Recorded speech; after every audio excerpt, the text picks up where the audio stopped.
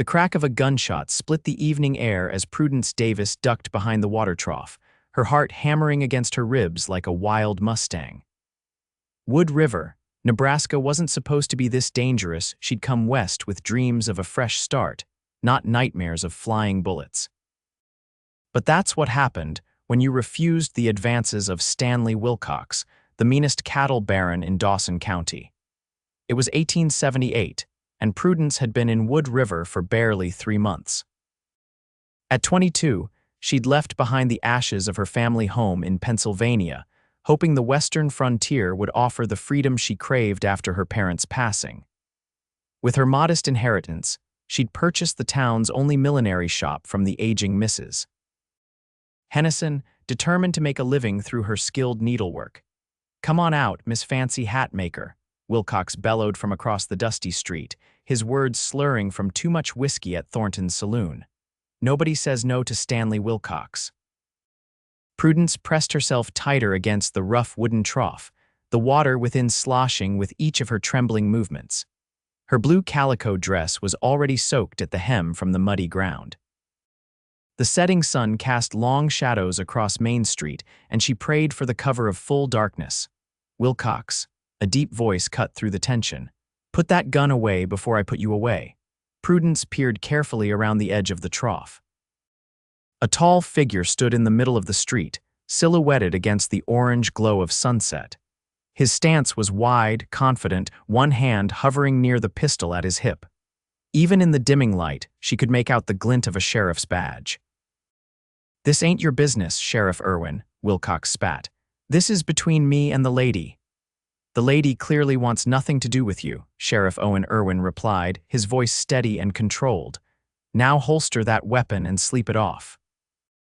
Prudence watched, barely breathing, as the standoff continued for several long seconds.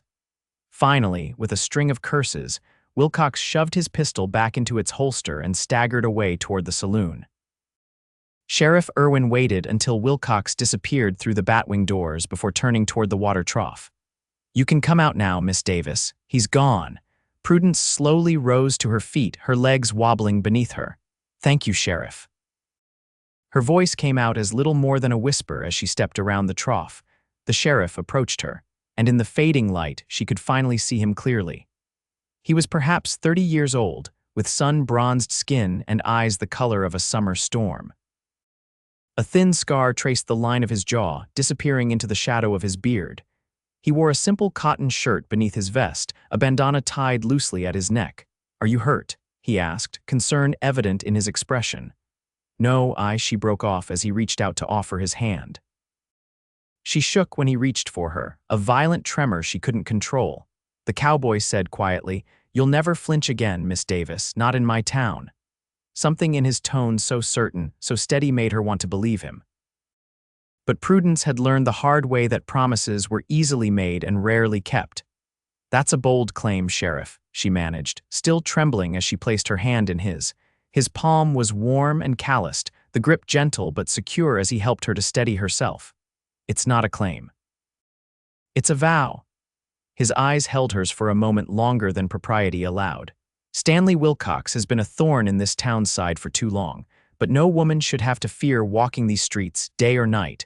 Prudence withdrew her hand, smoothing down her damp skirts with shaking fingers. "I appreciate your intervention, Sheriff, but I doubt Mr. Wilcox will be deterred for long." He seemed determined. Sheriff Irwin's expression hardened. "What exactly happened between you two? Nothing of consequence," Prudence replied, averting her gaze. "He visited my shop this morning to order a hat for his daughter's birthday, but his interest quickly shifted from millinery to other matters, and you refused him, quite firmly." She lifted her chin. "I may be new to Wood River, but I'm not so desperate for business that I'd accept improper propositions." A hint of a smile touched the sheriff's lips. "Good, this town needs more people with backbone." He glanced toward the saloon. "Still, Wilcox is dangerous when he's drinking." "Would you allow me to escort you home?" Prudence hesitated. Her small apartment above her shop was only a block away, but the thought of walking there alone with Wilcox potentially lurking in the shadows made her stomach clench. Yet accepting an escort from a man she barely knew wasn't without risk either. As if sensing her dilemma, Sheriff Irwin added, "Or I could ask Mrs. Henderson from the general store to accompany you, if you'd be more comfortable." His consideration tipped the scales. "That won't be necessary, Sheriff. I'd be grateful for your escort." They walked in silence for several moments, the sheriff scanning the darkening streets while Prudence tried to calm her still racing heart. "How are you finding Wood River so far?" he finally asked. At least before tonight's excitement. Despite herself, Prudence smiled. "It's been an adjustment. Pennsylvania was quite different, I imagine so. What brought you all this way?" "A desire for independence," she answered honestly. "After my parents died of influenza last winter, there was nothing keeping me in Harrisburg, and when I heard Mrs. Henderson was selling her millinery, you saw an opportunity." "Yes, I've been sewing since I was a girl. My mother taught me." She glanced at him. "And what about you, Sheriff? Are you from Wood River originally?" He shook his head. "No, I grew up in Missouri, came west after the war." The way he said it matter-of-factly, with no elaboration, told Prudence he'd fought in the Civil War. Many men had come west afterward, seeking to escape memories or build new lives. "How long have you been sheriff here?" she asked. 3 years now." He nodded to an elderly couple walking past. "It's a good town, Miss Davis. Despite Wilcox and his kind, most folks here just want to live honestly and peacefully." They reached the millinery shop, a neat brick building with large display windows showcasing Prudence's latest creations. A painted wooden sign hung above the door, "Davis Millinery and Fine Sewing." Prudence extracted her key from her pocket. "Thank you for seeing me home safely, Sheriff Irwin." "Owen," he said quietly. "My name is Owen." "Thank you, Owen." His name felt strangely intimate on her tongue. "I'm Prudence." He nodded, his eyes moving past her to scan the darkened shop. "Do you mind if I check inside before I leave, just to be certain?" The consideration touched her. "That's very thoughtful." She unlocked the door and stepped aside to let him enter first. The bell above the door jingled merrily, a stark contrast to the tension of the evening. Owen moved efficiently through the shop, checking behind the counter and in the small back room where Prudence kept her supplies. "All clear," he announced, returning to the main room. "The stairs to your apartment, through the back," Prudence answered, leading the way. She unlocked the second door, and they ascended the narrow staircase to her small but comfortable living quarters. The apartment consisted of just 3 rooms, a sitting room with a small kitchen area, a bedroom, and a tiny washroom. It was sparsely furnished, with pieces she'd either brought from Pennsylvania or purchased secondhand from other Wood River residents, but Prudence had worked hard to make it feel like home. Handmade quilts brightened the chairs, and dried wildflowers sat in a ceramic vase on the table. Owen checked each room thoroughly before declaring, "Everything seems secure.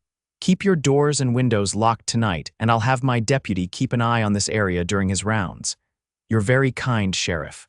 "Owen," he corrected again, a small smile playing at his lips. "Owen," she echoed, finding herself returning his smile. He moved toward the door but paused with his hand on the knob. "Miss Davis, Prudence, I meant what I said earlier. You won't have to live in fear in Wood River. Not while I'm sheriff." The conviction in his voice stirred something in her chest. "I believe you." After he left, Prudence secured the door behind him and leaned against it, finally allowing herself to process the evening's events.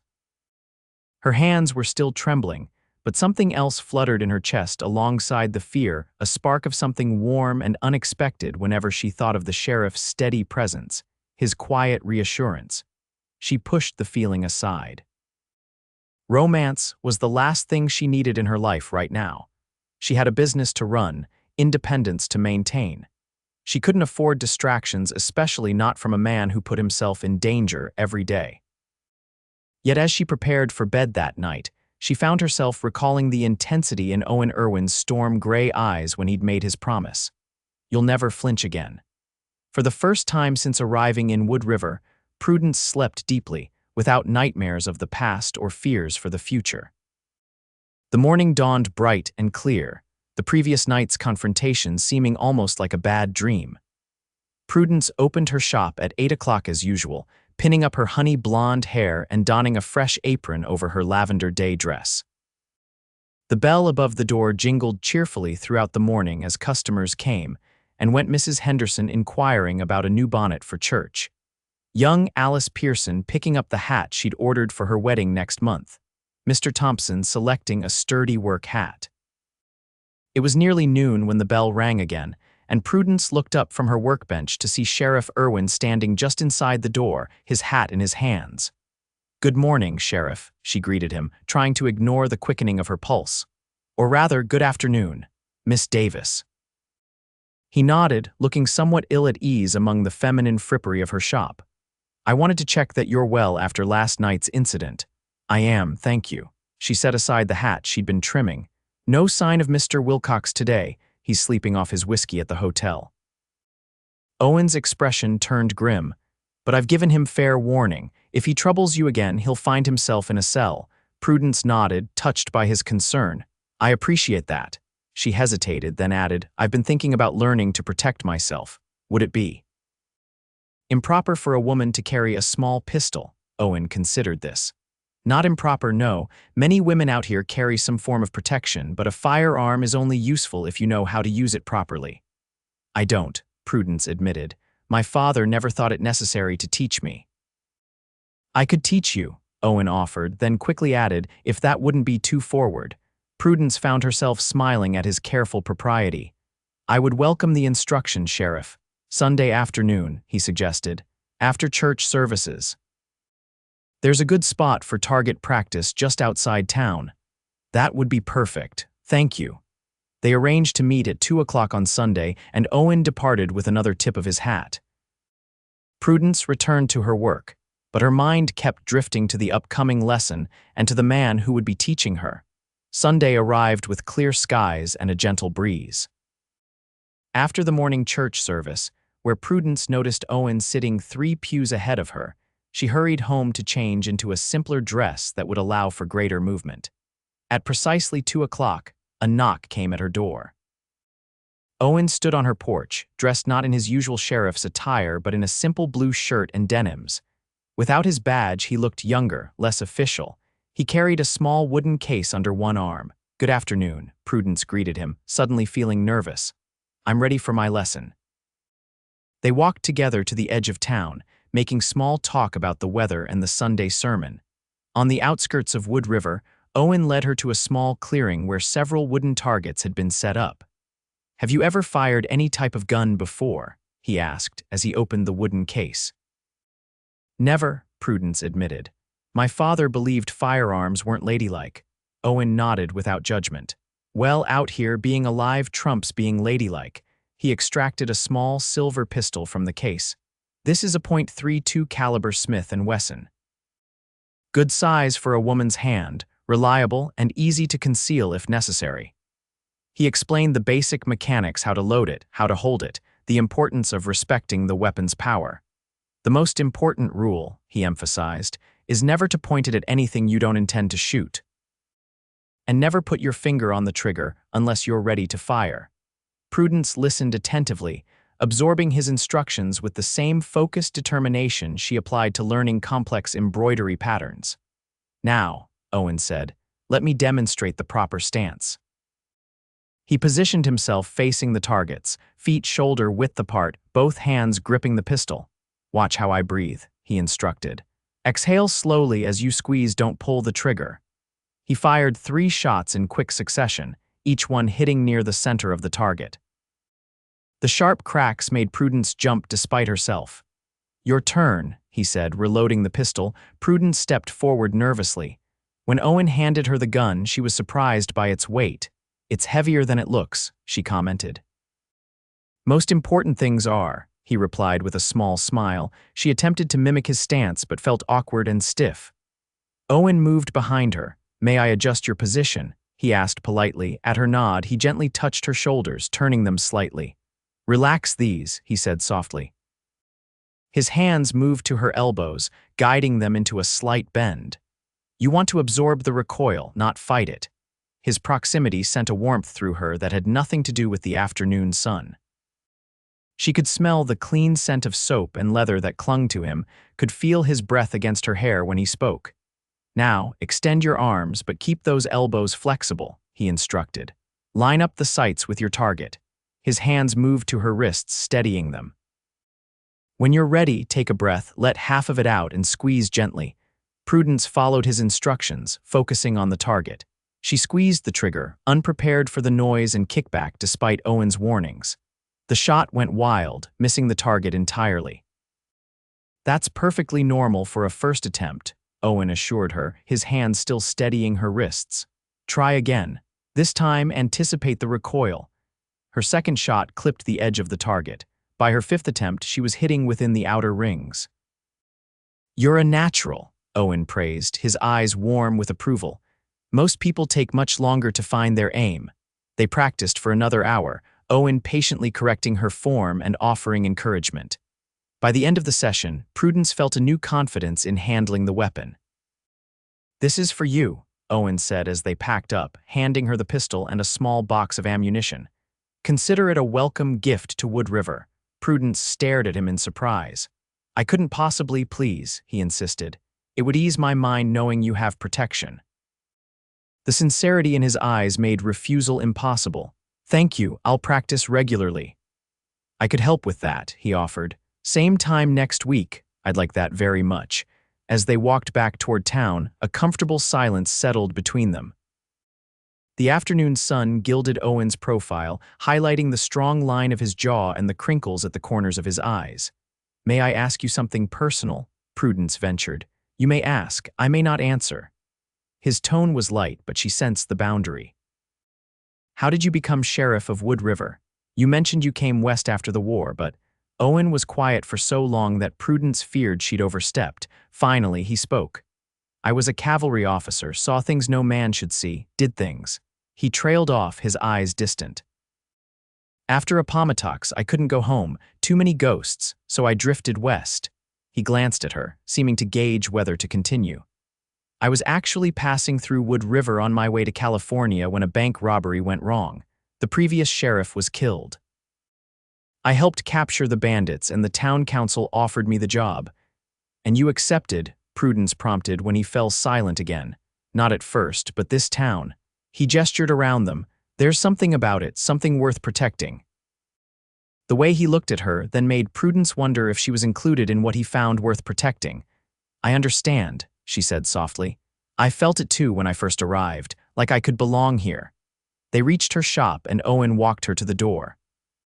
"Thank you for the lesson today," Prudence said, suddenly shy. "I feel safer already."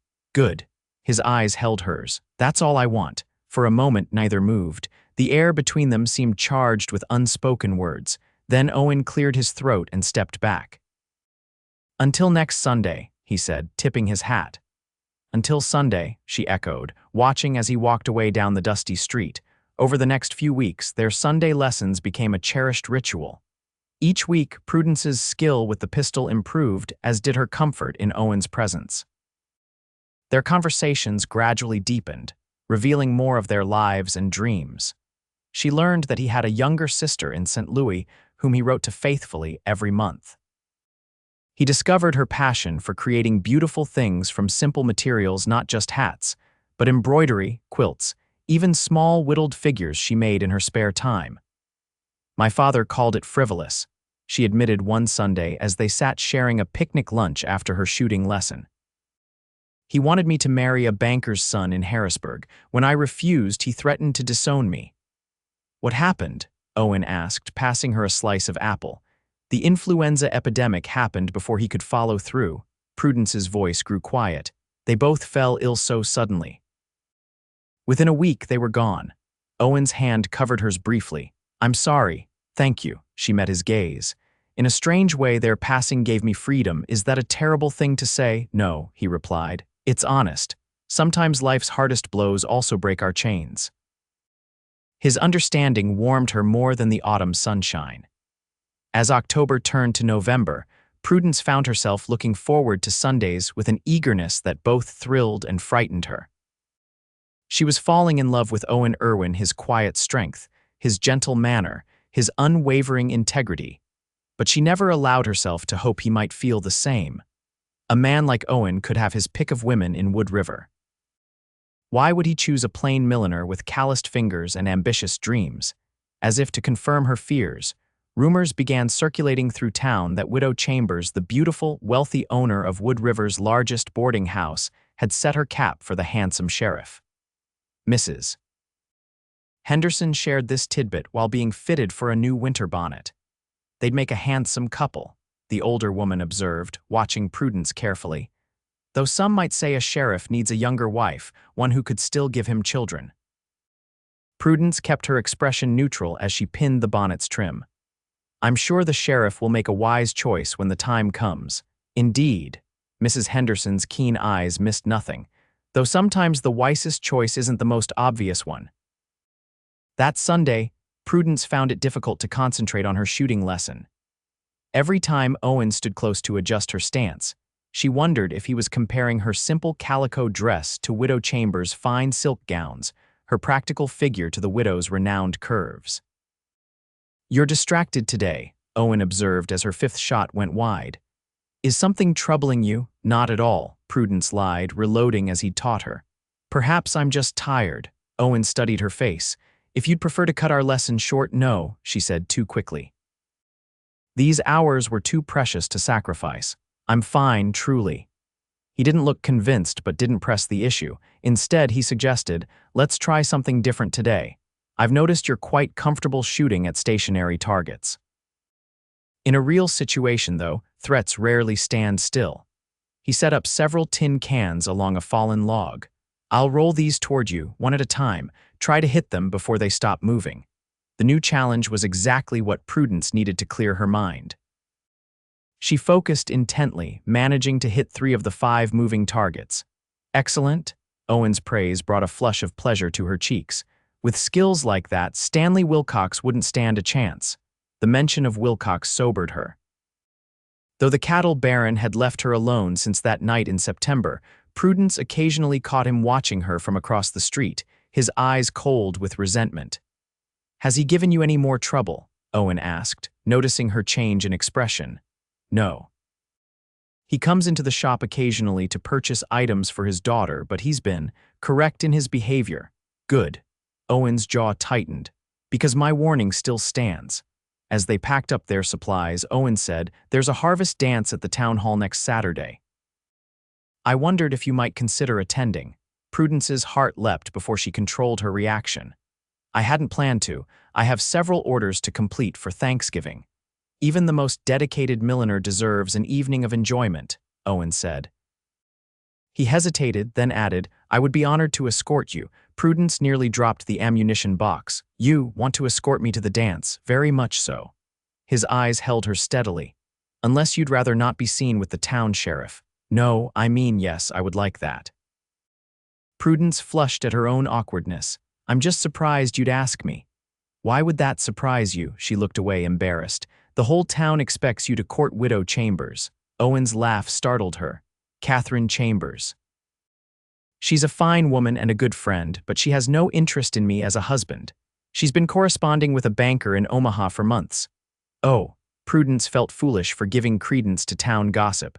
Besides, Owen continued more softly, my interests lie elsewhere. The warmth in his gaze left no doubt as to his meaning. Prudence felt a blush rise from her collar to her hairline. Then yes, she said, finding her voice. I would be delighted to attend the harvest dance with you. The week leading up to the dance passed in a blur of anticipation and preparation. Prudence spent her evenings working on a new dress, fashioned from a bolt of deep burgundy wool she'd been saving for a special occasion. She trimmed it with black velvet ribbons and tiny jet beads that caught the light when she moved. On Saturday evening, she took extra care with her appearance, arranging her hair in an elegant upswept style adorned with a single burgundy feather. She had just fastened the last button on her boots when a knock sounded at her door. Owen stood on her threshold, more handsome than she'd ever seen him in a well-tailored black suit, crisp white shirt, and burgundy tie that coincidentally matched her dress perfectly. You look beautiful, he said, his eyes taking in every detail of her appearance. Thank you. Prudence accepted the small bouquet of late autumn flowers he offered. You look very handsome yourself.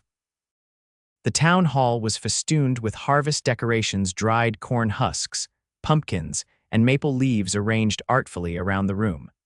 A small band played lively tunes as couples twirled across the floor. Prudence was acutely aware of the curious glances as she entered on Owen's arm. Though she'd lived in Wood River for several months now, her reserved nature meant she wasn't yet fully integrated into the town's social circles. Being escorted by the sheriff immediately elevated her status. "People are staring," she murmured to Owen as they moved toward the refreshment table. "Let them," he replied, his hand warm at the small of her back. "They're just admiring the most beautiful woman in the room." Before she could respond to this flattery, they were intercepted by Mayor Holloway and his wife, Sheriff Irwin, Miss Davis. "What a pleasure to see you both," the mayor boomed. "I don't believe I've seen you at a town dance before, Miss Davis. I've been quite busy with my shop," Prudence explained. "Well, we're delighted you could join us tonight." Mrs. Holloway's shrewd eyes moved between Prudence and Owen. "The sheriff has been in need of a good dance partner.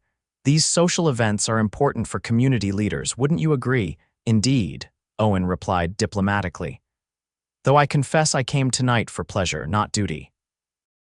His meaningful glance toward Prudence sent warmth curling through her chest. They mingled for a while, Owen introducing Prudence to people she hadn't yet met in her professional capacity. Everyone was welcoming, though Prudence detected speculation in many gazes. "Would you care to dance?" Owen asked as the band struck up a waltz. "I'd love to," Prudence answered, "though I must warn you it's been some time since I've practiced." "I'll lead," he promised, guiding her onto the floor. His hand at her waist was firm but gentle as he swept her into the dance. Prudence had worried about stepping on his feet or losing the rhythm, but under Owen's confident guidance, she moved as if she'd been dancing all her life. "You dance beautifully," she commented as he twirled her beneath the paper lanterns. "West Point," he explained. Dancing was part of an officer's education, though I never enjoyed it much until now. The warmth in his eyes made her heart flutter. They danced 3 more sets before taking a break for refreshments. As Owen went to fetch them punch, Prudence found herself approached by Catherine Chambers. The widow was as elegant as rumor suggested, dressed in a stunning peacock blue gown that highlighted her dark hair and eyes. "Miss Davis," she greeted Prudence warmly, "I've been meaning to visit your shop. I hear you work wonders with feathers." "You're very kind, Mrs. Chambers." "I'd be delighted to create something for you. I'll come by next week." The widow's eyes drifted to where Owen stood at the punch bowl. "He's a good man, you know." Prudence felt herself blush. "Yes, I believe he is. The best in Wood River," Catherine continued. "He deserves happiness after everything he's been through." Before Prudence could inquire further, Owen returned with their drinks. Catherine excused herself with a knowing smile that made Prudence wonder just how obvious her feelings for the sheriff were. As the evening progressed, Prudence found herself relaxing more fully than she had in months. Owen was attentive without being possessive, charming without being insincere. When the band played a particularly lively reel, he swept her into the dance with such enthusiasm that she found herself laughing breathlessly. "I can't remember the last time I enjoyed myself so thoroughly," she admitted, as they stepped outside for a breath of cool air. The November night was crisp but not uncomfortable, the stars brilliant in the clear sky. "Nor can I," Owen agreed, his gaze on her face rather than the stars. "Prudence, he hesitated, seeming uncharacteristically uncertain. "Yes," she prompted, her heart quickening. Before he could continue, a shout from the town hall interrupted them. Owen's expression instantly shifted to alertness as Mayor Holloway burst through the doors. "Sheriff, come quickly. There's trouble at Thornton's saloon." Owen's hand moved instinctively to where his gun would normally be, though he'd left it at home for the dance. "What kind of trouble?" "Stanley Wilcox and his cowhands," the mayor explained breathlessly. "They're threatening to burn down Thompson's store over some perceived slight." Owen turned to Prudence, regret evident in his eyes. "I have to go." "Of course," she nodded, understanding but disappointed. "Be careful." He squeezed her hand briefly. "I'll call on you tomorrow if I may. I'd like that." She watched as he strode away with the mayor, his tall figure soon swallowed by the darkness. The evening's magic dissipated like morning mist, leaving Prudence with a familiar sense of loneliness. She returned to the dance briefly to collect her shawl and make her excuses, then walked home alone, her thoughts troubled. This interruption was a stark reminder of the dangers Owen faced daily as sheriff. If she gave her heart to him completely, she would have to accept that his duty would always come first, and that each day might bring new threats to his safety. Was she strong enough for such a life? The question haunted her as she prepared for bed. She had come to Wood River seeking independence, not the anxiety of loving a man whose profession put him in harm's way. Yet as she extinguished her lamp, Prudence knew it was already too late for such considerations. Her heart had made its choice. A sharp knock at her door startled her from sleep. For a moment, disoriented, Prudence couldn't determine if hours or minutes had passed since she'd retired. The persistent knocking continued as she lit a lamp and pulled on her dressing gown. "Who is it?" she called, approaching the door cautiously. "It's Owen," came the reply. "I apologize for the late hour, but I needed to see you were safe." She unlocked the door, lamp held high. Owen stood on her threshold, his fine suit dusty and his tie askew. A darkening bruise shadowed his left cheekbone. "You're hurt," she gasped, stepping back to let him enter. "It's nothing," he assured her, though he winced when she led him to sit at her small kitchen table. "I've had worse shaving." "What happened?" Prudence set down the lamp and moved to her basin to wet a clean cloth. Wilcox and his men were drunk and belligerent. They'd already broken most of Thompson's front windows by the time I arrived. Owen accepted the damp cloth, pressing it gently to his cheek. One of Wilcox's newer hands took exception to being arrested, hence this. He gestured to his bruised face, and Wilcox. "Cooling off in a cell along with 3 of his men." Owen's expression hardened. "But it's what he said that concerns me." "What did he say?" Prudence asked, sitting across from him. Owen hesitated. "He made threats against you." A cold dread settled in Prudence's stomach. "What kind of threats?" "The kind I take seriously." Owen reached across the table to take her hand. "Prudence, I believe he blames you for his humiliation that night on Main Street, and he seems to have noticed our friendship." "Our friendship," she echoed, a small part of her disappointed by the word despite the gravity of the situation. "What I'm trying to say," Owen continued, his grip on her hand tightening, "is that I'm worried for your safety. Wilcox is vindictive and unpredictable." Prudence lifted her chin. "I have a pistol and know how to use it, thanks to you." A hint of a smile touched Owen's lips. "Yes, you do, but I'd feel better if you'd consider staying somewhere else for a few days, until this blows over. Mrs. Chambers has offered a room at her boarding house." "That's very kind but unnecessary," Prudence insisted. "This is my home, my business. I won't be frightened away from it." Owen studied her face for a long moment. "You're one of the bravest women I've ever met, Prudence Davis." "Not brave," she corrected, "just stubborn, perhaps both." His thumb traced small circles on the back of her hand.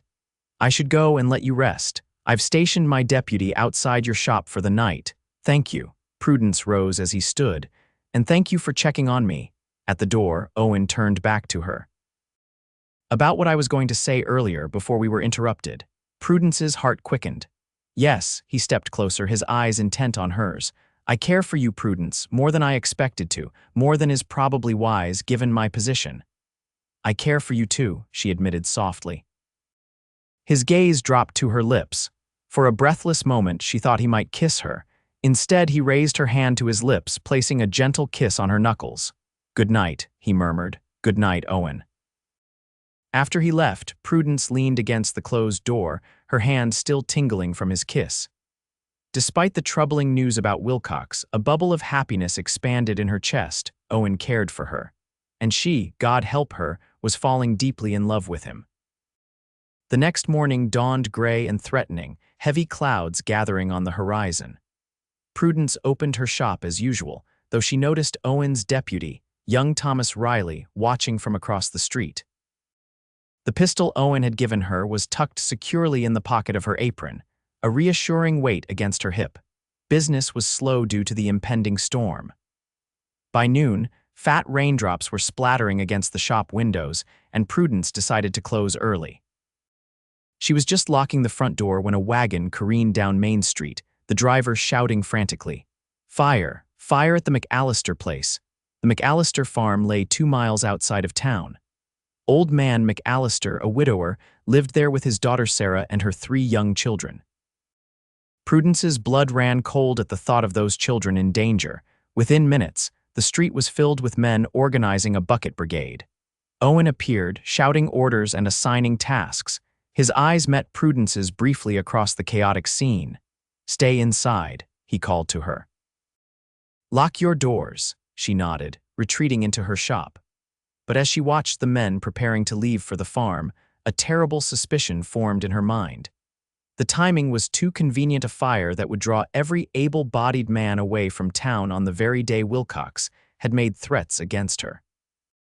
Prudence glanced up at the darkening sky. The rain was intensifying, which meant the fire would likely be contained quickly. But that might be time enough for Wilcox to cause trouble here in town. She checked that her pistol was loaded, then settled in to wait, watching the street through her front window. For over an hour, nothing happened. The rain continued to fall, and the town remained eerily quiet with most of its men gone to fight the fire. Then, through the curtain of rain, Prudence spotted movement. 3 riders approached slowly down Main Street, their features obscured by wide-brimmed hats pulled low against the downpour. As they drew closer, she recognized Stanley Wilcox in the lead. He shouldn't have been released from jail yet. Which meant a sick feeling washed over her as she realized Owen's deputy must have been called away from his post, leaving the jail unattended. The fire at the McAllister place had indeed been a diversion. Prudence moved away from the window before Wilcox could spot her. Her mind raced through options. She could hide, but that would only delay the inevitable. She could run to Mrs. Chambers' boarding house, but that would mean crossing the open street directly in Wilcox's line of sight, or she could stand her ground.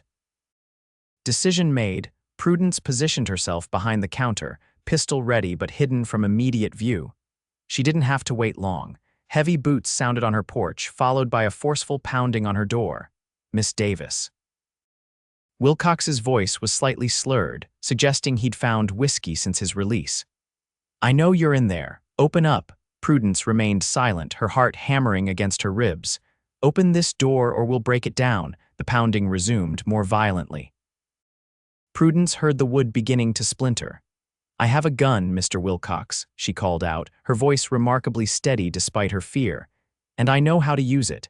I suggest you leave now before the sheriff returns." A harsh laugh answered her. "The sheriff's busy with a little fire we arranged. By the time he gets back, we'll be long gone, and you with us." The implication sent ice through Prudence's veins. Before she could respond, the door burst open, torn from its hinges by Wilcox, and his 2 companions, rough-looking men she recognized as cowhands from his ranch. Prudence raised her pistol, aiming directly at Wilcox's chest. "Step back," she commanded. For an instant, surprise flickered across his face, then he sneered. "You won't shoot. Try me." Her finger moved to the trigger just as Owen had taught her. One of the cowhands shifted nervously. "Boss, maybe we should shut up," Wilcox snapped. His eyes, bloodshot and wild, never left Prudence's face. "Put the gun down, Miss Davis. You're just making things worse for yourself." "I won't ask again," Prudence warned. "Leave my shop now." Wilcox took a step forward. "Or what? You'll shoot me. In cold blood. I don't think you have it in you."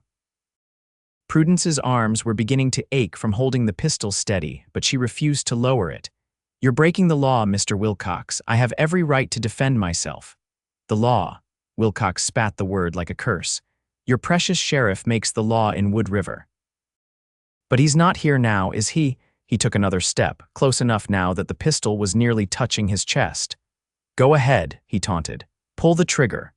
Prudence knew he was right. She couldn't shoot an unarmed man, even one as despicable as Stanley Wilcox.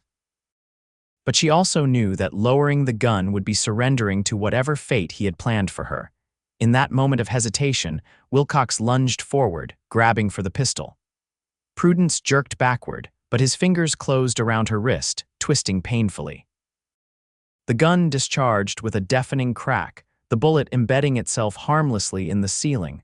Wilcox wrenched the pistol from her grasp, his face contorted with rage. "You could have made this easy," he snarled, raising his hand to strike her. Prudence braced herself for the blow, but it never came. Instead, a new voice cut through the tense silence. "I wouldn't do that if I were you, Wilcox." Owen stood in the doorway, his own gun drawn and steady despite the rain dripping from his slicker. His face was a mask of cold fury. Wilcox froze, his raised hand slowly lowering. "This doesn't concern you, Sheriff. A crime in my town always concerns me." Owen's voice was deadly quiet. "Step away from Miss Davis, now." For a tense moment, no one moved. Then Wilcox slowly released Prudence's wrist, stepping back with a sneer. "We were just having a conversation." With a broken door and a discharged firearm, Owen's eyes flicked briefly to Prudence, assessing that she was unharmed before returning to Wilcox. "You're under arrest, Wilcox, you and your men. On what charge? Breaking and entering. Assault. Attempted kidnapping, from what I heard as I approached." Owen's gun remained unwavering. "And I suspect, once we investigate, we'll find you had something to do with that conveniently timed fire at the McAllister place." Wilcox's expression confirmed the accusation. "You can't prove anything." "I don't need to prove it to shoot you if you make another move toward Miss Davis." Owen's tone left no doubt that he meant every word. "Now, all three of you, hands where I can see them. We're walking to the jail," one of the cowhands muttered. "This ain't worth hanging for, boss."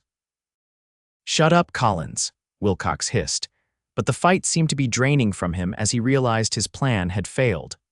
Owen herded the three men out into the rain, where Prudence saw that Deputy Riley had returned and was waiting with his own weapon drawn. "Take them to the jail, Thomas," Owen instructed. "I'll be there shortly to deal with the paperwork." As the deputy led the prisoners away, Owen turned back to Prudence. The cold fury that had hardened his features melted into concern as he crossed the shop to her side. "Are you hurt?" he asked, his eyes scanning her for injuries. "No," she assured him, though she rubbed her wrist where Wilcox's grip had left red marks. "How did you know to come back?" "I didn't trust the timing of that fire," Owen explained, holstering his gun. "As soon as we had it under control, I sent most of the men to escort the McAllisters to town and rode back ahead of them. Thank God I did." The realization of how close she'd come to disaster hit Prudence suddenly. Her legs buckled, and she would have fallen if Owen hadn't caught her, drawing her against his chest. "It's all right," he murmured into her hair. "You're safe now, I've got you." Prudence clung to him, shaking not with fear but with the aftermath of tension finally released. His arms around her felt like the safest place in the world. "You were so brave," Owen said, his voice rough with emotion, "standing your ground against three men." "I was terrified," she admitted against his shoulder. "Being brave doesn't mean not being afraid, it means facing your fear." He drew back slightly to look at her. "You did exactly right." His eyes dropped to her lips, and this time, unlike the night before, he didn't hesitate. His mouth covered hers in a kiss so tender it brought tears to her eyes. Prudence responded with all the emotion she'd been holding back for weeks: fear, relief, and above all, love. When they finally broke apart, both breathless, Owen rested his forehead against hers. "I've been wanting to do that for a very long time," he confessed. "Why didn't you?" Prudence asked, her hands still resting on his chest. "Because once I started, I knew I wouldn't want to stop." His smile was rueful. "And because I needed to be sure you felt the same way." "I do," she whispered. "Very much." He kissed her again, more briefly this time. "I have to go deal with Wilcox, make sure the charges stick this time. Will you be all right here? Your door." Prudence glanced at the splintered frame. "I'll go to Mrs. Chambers' boarding house, as you suggested yesterday. I should have listened to you." "Don't second-guess yourself," Owen insisted. "You handled this situation with more courage than most men I know." He touched her cheek gently. "Pack what you need for a few days. I'll escort you to the boarding house after I've secured Wilcox." As Owen strode toward the jail, Prudence gathered her essentials with hands that still trembled slightly. Despite the danger she'd just faced, a bubble of happiness expanded in her chest. Owen had kissed her. He cared for her as deeply as she cared for him. Whatever the future held, they would face it together. The following weeks brought significant changes to Wood River. Stanley Wilcox, facing multiple charges, was denied bail and held for trial in the county seat. His two cowhands, eager to save themselves, provided testimony about his plan to abduct Prudence and teach her a lesson. before leaving her on the prairie a fate that would almost certainly have meant her death. In Wilcox's absence, his 19-year-old daughter Eliza took charge of the ranch with surprising competence. Unlike her father, she made efforts to improve relations with the townspeople, starting with a visit to Prudence's shop to apologize for her father's actions. "I've always admired your work, Miss Davis," the girl said earnestly. "Father never knew I slipped away to look at your window displays." Touched by the gesture, Prudence invited Eliza to tea and discovered a bright young woman who had been stifled by her father's controlling nature. By the end of their conversation, Prudence had offered to teach Eliza the basics of millinery, and offer the girl accepted with unexpected enthusiasm. "I've always wanted to create beautiful things," she confessed. "Father said it was frivolous, but—" "Beauty is never frivolous," Prudence assured her. "It's essential." As December arrived, bringing the first heavy snowfall of the season, Prudence found herself busier than ever. Christmas orders kept her working late into the evenings, though she always made time for Owen's visits. Their courtship had progressed with a steadiness that suited them both: quiet dinners in her repaired apartment, Sunday walks after church, occasional evenings at the small theater when traveling shows passed through town. It was during one such evening, as they walked home beneath a canopy of stars after a Christmas concert, that Owen stopped in the middle of the snow-covered street. "Is something wrong?" Prudence asked, her breath forming clouds in the frigid air. "No." Owen's face was solemn in the moonlight. "Everything is right, for the first time in many years." He took both her gloved hands in his. "Prudence, I've been carrying something with me for weeks now, waiting for the perfect moment." He reached into his coat pocket and withdrew a small velvet box. "I think this is it." Prudence's heart began to race as he opened the box to reveal a delicate gold ring set with a small but perfect diamond. "It was my grandmother's," he explained. "My sister sent it when I wrote to her about you." He dropped to one knee in the snow, still holding her hands. "Prudence Davis, you are the bravest, most beautiful soul I've ever known. You've brought light back into my life when I thought the darkness would never lift. Would you do me the honor of becoming my wife?" Tears filled Prudence's eyes, freezing on her lashes in the winter chill. "Yes," she whispered, then louder. "Yes, Owen, I will marry you." He slipped the ring onto her finger over her glove, then rose to wrap her in an embrace that lifted her feet from the ground. Their kiss tasted of happiness and promises and a future brighter than either had dared to imagine. "When?" Owen asked as he set her back on her feet. "Spring," Prudence suggested. "When the wildflowers bloom. Spring it is." He kissed her again, then tucked her hand into the crook of his arm as they continued toward her shop. "Though I warn you, once the news spreads tomorrow, every woman in Wood River will be clamoring for your attention to help plan the wedding." Prudence laughed. "I can handle it. I've faced down Stanley Wilcox after all." Their wedding took place on a perfect April morning in 1879, with the prairie just beginning to bloom in vibrant shades of purple, yellow, and blue. The entire town turned out for the occasion, filling the small church to overflowing.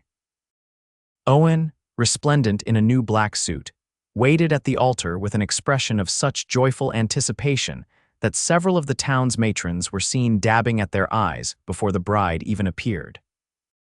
When Prudence walked down the aisle on Mayor Holloway's arm, the mayor having insisted on giving her away in the absence of her father, a collective sigh rose from the congregation. Her gown, which she had worked on secretly for months, was a masterpiece of ivory silk and delicate lace, adorned with tiny seed pearls she had painstakingly sewn by hand. Her veil, anchored by a crown of spring blossoms, floated around her like morning mist. But it was her radiant smile that captivated everyone, especially the groom. Owen's eyes never left her face as she approached, his expression one of wonder and profound gratitude. Their vows were simple and heartfelt, spoken in voices that carried clearly through the hushed church. When the reverend pronounced them husband and wife, Owen's kiss was so tender that even the most stoic of the cowboys present found themselves clearing their throats and blinking rapidly.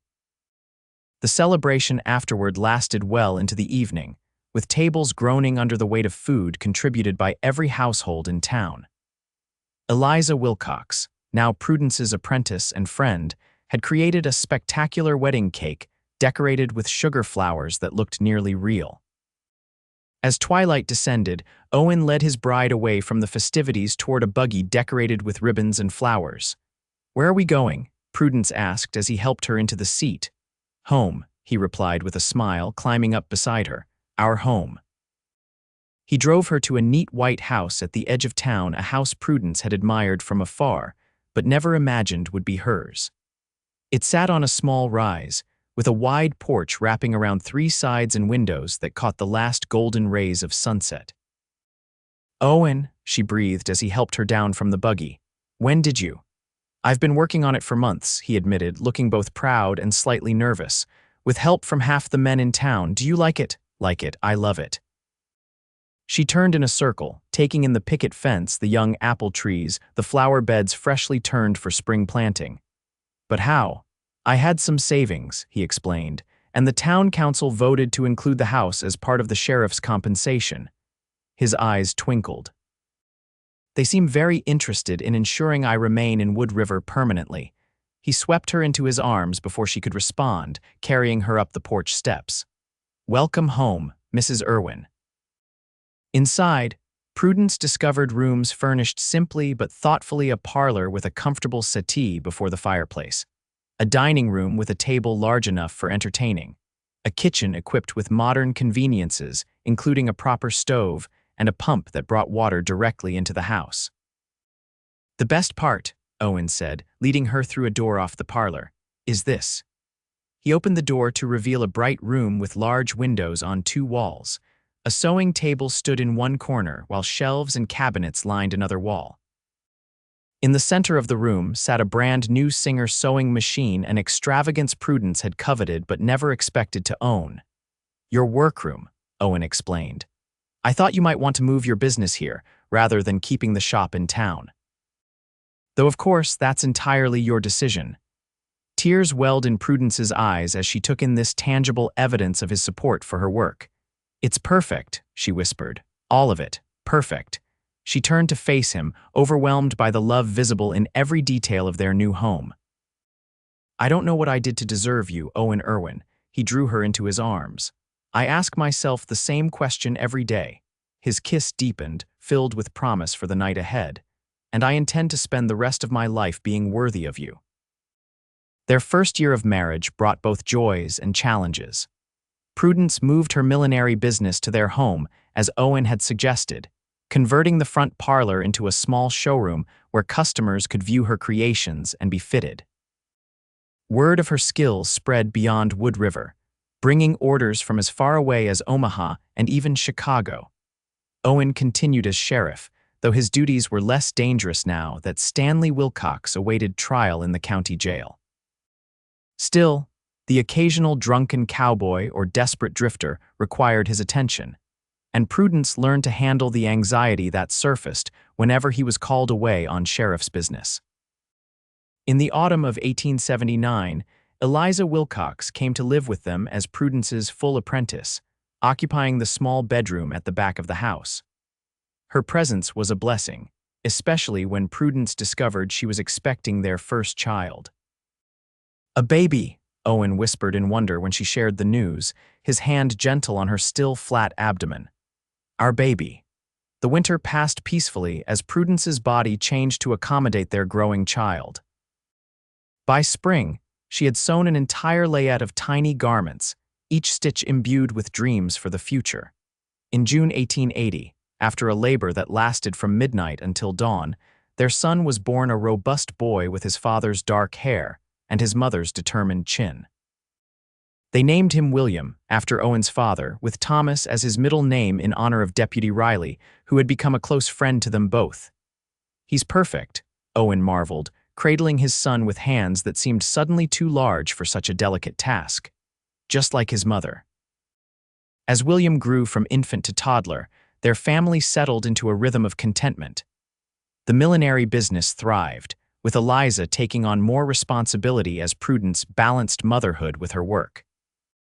Owen's reputation as a fair but firm sheriff spread throughout the region, bringing him offers of positions in larger towns that he consistently declined. "Why would I leave?" he would say when asked. Everything I love is here in Wood River. In the summer of 1882, when William was 2 years old, Stanley Wilcox finally faced trial for his crimes. The proceedings took place in the county courthouse, requiring both Owen and Prudence to testify. It was the first time they had seen Wilcox since his arrest, and Prudence was struck by how the once imposing man now seemed diminished, his arrogance replaced by bitterness. When Prudence took the stand, Wilcox glared at her with undisguised hatred. For a moment, she felt the old fear resurface, her hands beginning to tremble.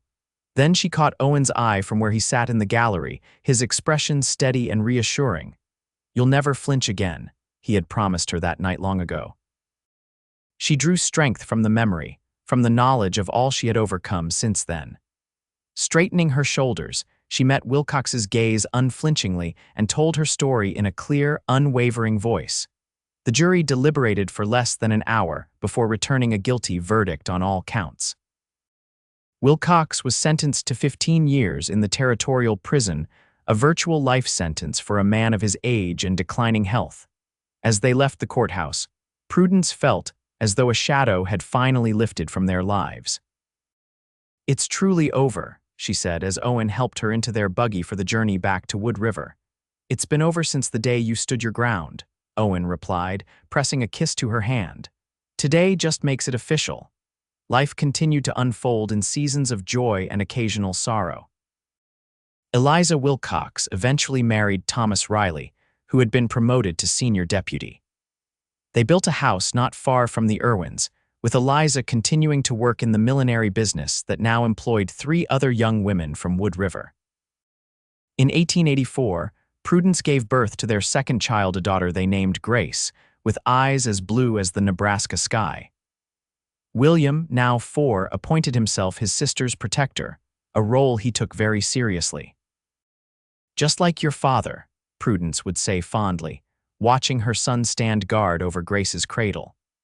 The town of Wood River grew alongside the Irwin family, prospering as the railroad expanded and bringing new settlers with new needs for Prudence's creations and Owen's steady leadership.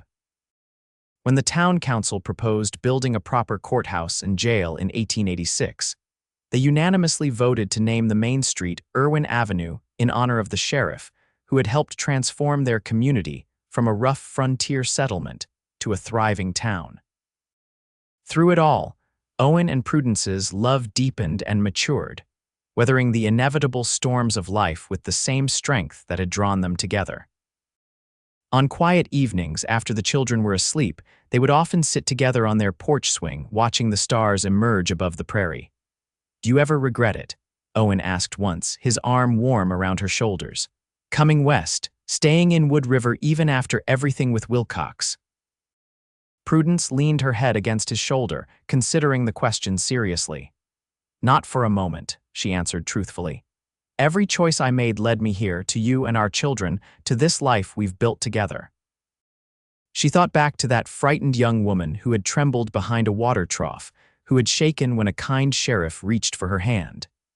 That woman seemed like someone from a story now, a character in a tale told around a fire. "You know," she said, turning to look at her husband's beloved face, lined now with both laughter and responsibility, "you kept your promise." "Which one?" he asked, smiling. "I've made so many to you. The first one." She took his hand, the same hand that had steadied her all those years ago. "You said I would never flinch again, and I haven't." Owen's eyes, still as gray and steady as the day they met, filled with emotion. "You never needed me for that, Prudence. That strength was always inside you. You just needed to discover it." "Perhaps," she acknowledged. "But having someone believe in me made all the difference." As the stars continued their ancient dance above Wood River, Owen pulled her closer, his kiss as tender as their first. In the quiet house behind them, their children slept peacefully, secure in the knowledge of their parents' love. And Prudence Irwin, once a frightened milliner, and now the heart of a family and a community, gave thanks for the journey that had brought her home.